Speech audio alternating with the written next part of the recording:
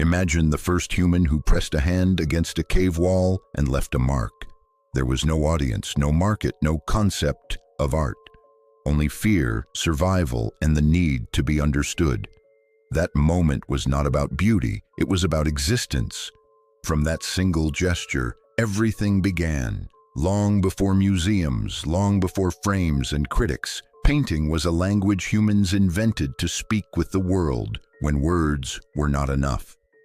Every era that followed did not simply change how paintings looked. It changed why they were made. In ancient civilizations, paintings served gods and eternity. In Egypt, figures were frozen in time because life itself was believed to continue beyond death. Accuracy did not matter. Order did. Later, in Greece and Rome, painting turned toward the human body, celebrating balance, proportion, and ideal form, as if humanity itself were a divine equation. But when faith replaced reason in the Middle Ages, realism disappeared again. Paintings became symbols, not mirrors. Faces lost emotion. Gold replaced depth. Art stopped describing the world and started commanding belief. Then something revolutionary happened. During the Renaissance, artists began to ask dangerous questions. What if the world could be studied instead of imagined? What if the human body was not sinful but mathematical? Perspective was discovered, anatomy was dissected, light was analyzed. Painting stopped being a servant of doctrine and became a tool of observation. Reality returned, sharper than ever, but it did not stay calm for long. Baroque artists filled canvases with drama and movement, forcing viewers to feel rather than simply see. Rococo escaped into pleasure and excess, while neoclassicism tried to restore order through reason and discipline. Then emotion broke free. Romantic painters rejected control and turned to storms, ruins, loneliness, and rebellion. Realism followed, stripping away fantasy entirely and showing life as it truly was, uncomfortable, ordinary, and raw. Impressionists shattered precision, choosing fleeting moments and light over detail. What mattered was not what something was, but how it felt in a single second. After that, art no longer tried to imitate reality at all. It questioned it. Post-Impressionism explored inner emotion. Cubism shattered perspective into fragments. Surrealism opened the door to dreams and the unconscious. Abstract art removed the object entirely, leaving only movement, color, and sensation. Each style was not an improvement over the last. It was a reaction, a rebellion, a response to how humans understood themselves at that moment in history. Painting evolved because humanity evolved. Fear turned into faith. Faith turned into reason. Reason turned into doubt. And doubt turned into expression. This video is not just about art styles. It is about how humans have seen the world, lost it, questioned it, and tried to rebuild it again and again on canvas. From cave walls to abstraction, painting is the silent record of human consciousness, and to understand its styles is to understand ourselves. The history of painting does not begin in palaces, temples, or cities. It begins deep inside dark caves, long before writing, before civilization, before history itself. For the first humans, painting was not art as we understand it today. It was not created for beauty, decoration, or self-expression. It was created to survive, to believe, to make sense of a dangerous world. The images painted on cave walls were not passive pictures, they were acts of intention. The subjects of prehistoric art are overwhelmingly animals: bison, horses, deer, mammoths. Humans appear rarely, and when they do, they are often simplified or abstract. This tells us something fundamental about how early humans saw themselves. They did not place humanity at the center of the world. Nature was dominant. Animals were power, food, threat, and mystery all at once. To paint an animal was not merely to represent it, but to confront it. Many scholars believe these images were connected to hunting rituals. attempts to gain control over fate, or spiritual practices meant to ensure survival. Painting in this sense was not observation, it was action. These cave paintings were not careless or primitive. The movement of animals is carefully captured. Muscles, posture, speed, and tension are clearly observed. Early humans may not have had scientific knowledge, but they had extraordinary visual awareness. They watched the world closely because their lives depended on it. This proves something important.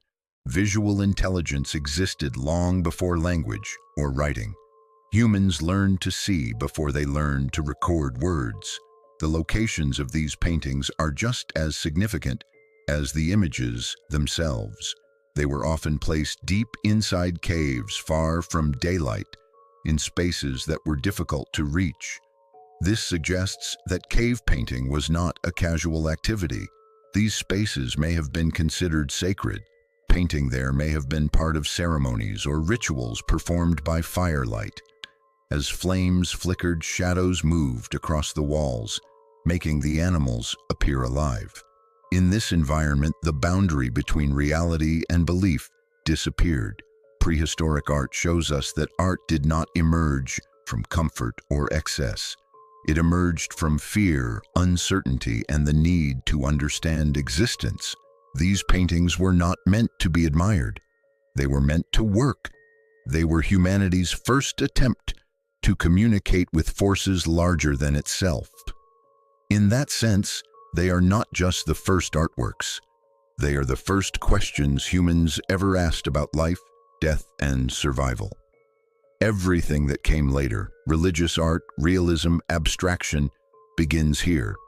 The first line drawn on a cave wall is the origin of all painting, not as beauty, but as meaning.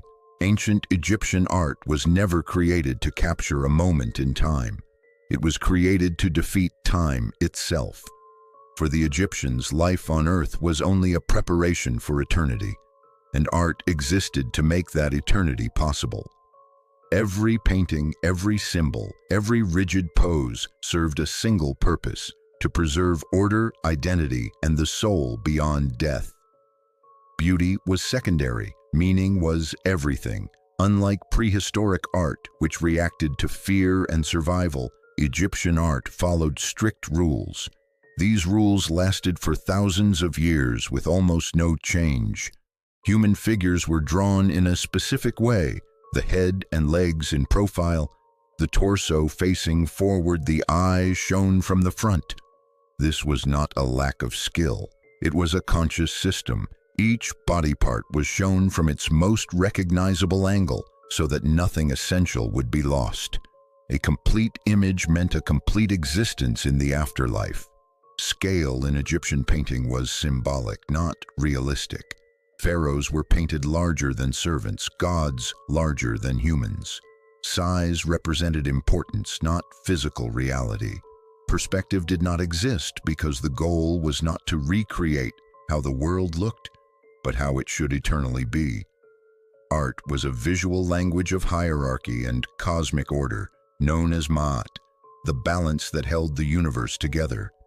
To break artistic rules was to risk breaking that balance.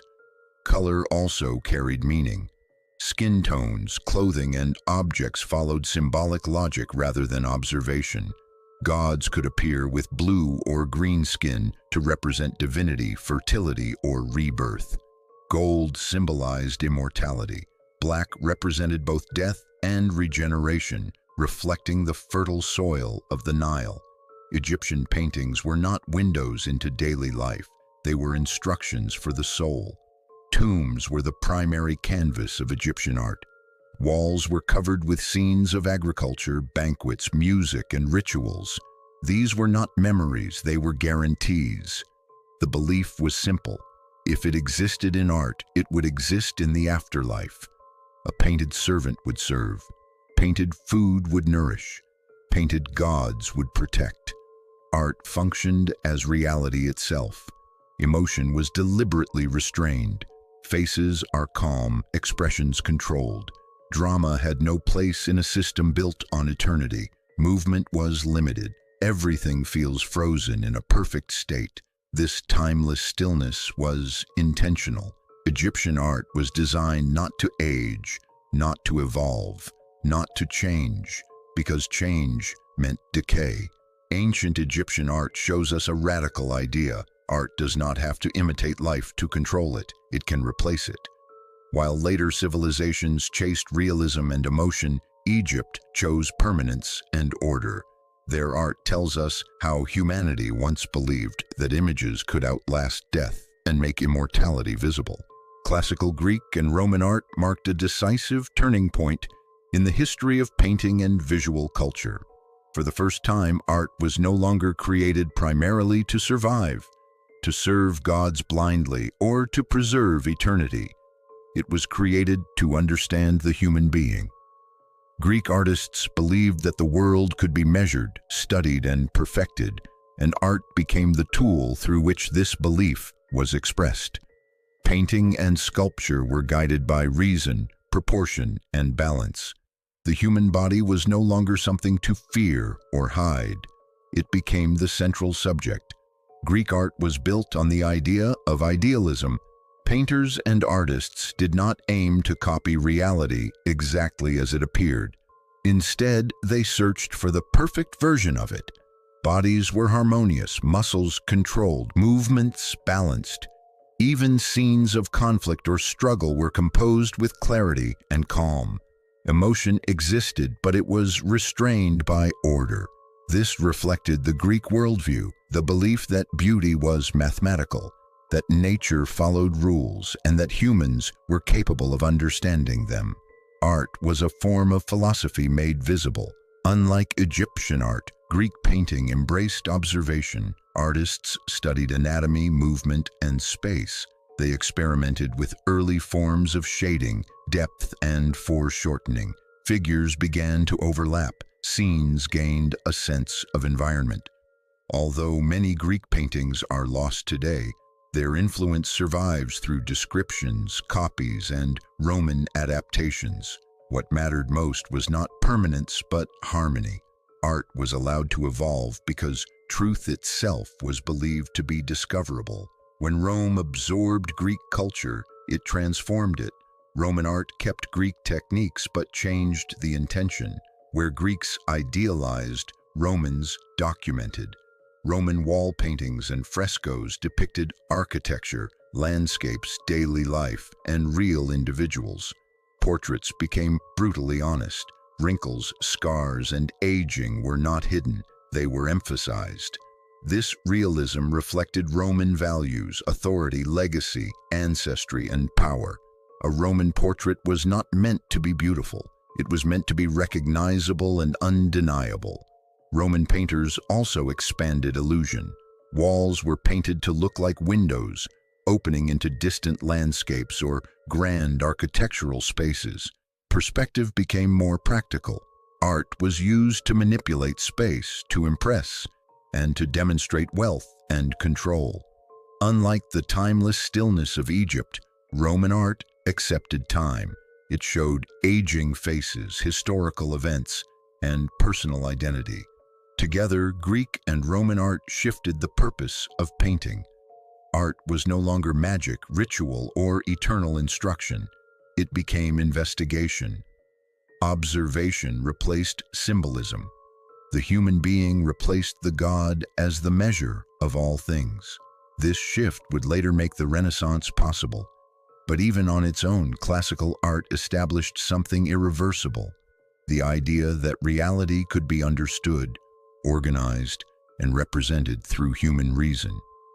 If prehistoric art asked how to survive, and Egyptian art asked how to live forever, Greek and Roman art asked a new question: what does it mean to be human? Byzantine art represents a dramatic reversal in the history of painting. After the classical world embraced observation, proportion, and the human body, Byzantine artists deliberately turned away from realism. This was not a loss of knowledge. It was a choice. In the Byzantine worldview, reality was not something to be studied or admired. It was something to be transcended. Art no longer existed to describe the physical world, but to point beyond it. toward the divine. In Byzantine painting, especially icons and mosaics, the human figure loses weight and depth. Bodies appear flat, faces are elongated, eyes are large, still and penetrating. Backgrounds dissolve into fields of gold. This was intentional. Gold did not represent a place or a time. It represented eternity. By removing shadows and perspective, Byzantine artists removed the illusion of space, reminding the viewer that this was not the world of flesh, but the world of spirit. Emotion in Byzantine art is restrained, almost frozen. Figures do not smile, they do not react. They exist in a state of calm authority. This was not emotional emptiness, it was spiritual control. Byzantine theology believed that uncontrolled emotion belonged to the earthly realm. Art, therefore, had to reflect divine order, not human impulse. Icons were not portraits, they were presences. To look at an icon was not to observe an image, but to enter a relationship with the sacred.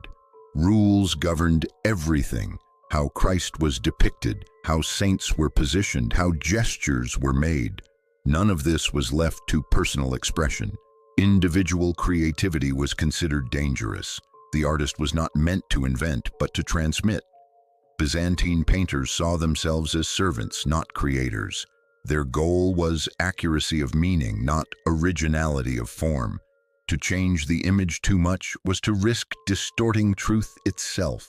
Perspective, as developed by the Greeks and Romans, was rejected.